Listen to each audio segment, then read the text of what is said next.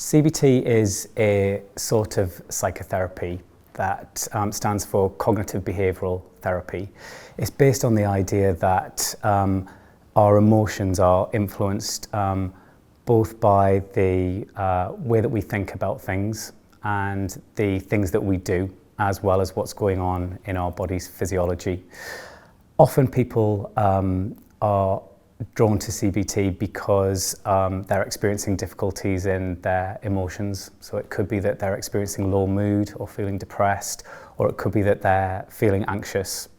And CBT can work by helping people work out what the patterns are that they've gotten involved with in terms of the way that they think, so their cognitions, which can include their verbal thoughts as well as pictures and images and urges, and the things that they do, their patterns of behaviour that can make things worse rather than better.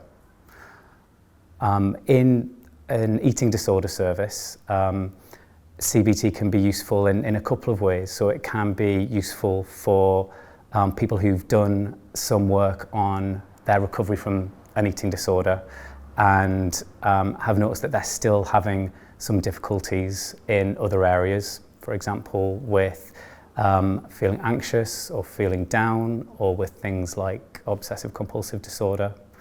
And CBT can be used to help with those difficulties when someone's already made progress in their recovery from their eating disorder.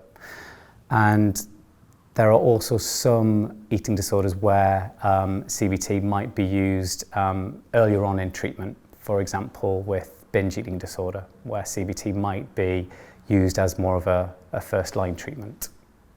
So NICE guidelines would also recommend CBT as an alternative first-line treatment for some young people. For example, where a family approach is thought to not be as useful either in terms of the family or the treating team.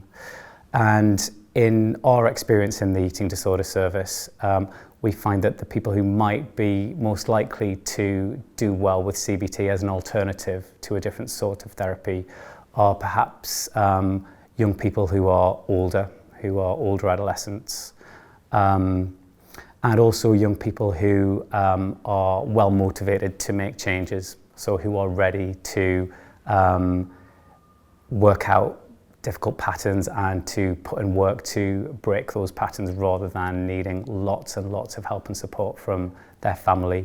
CBT is an approach that tends to require quite a lot of work between sessions, and it requires motivation to make difficult changes, and it tends to have a bit more of an individual focus, although CBT can be used with parents present in the room for the whole session, or coming into the session, or potentially just coming into reviews.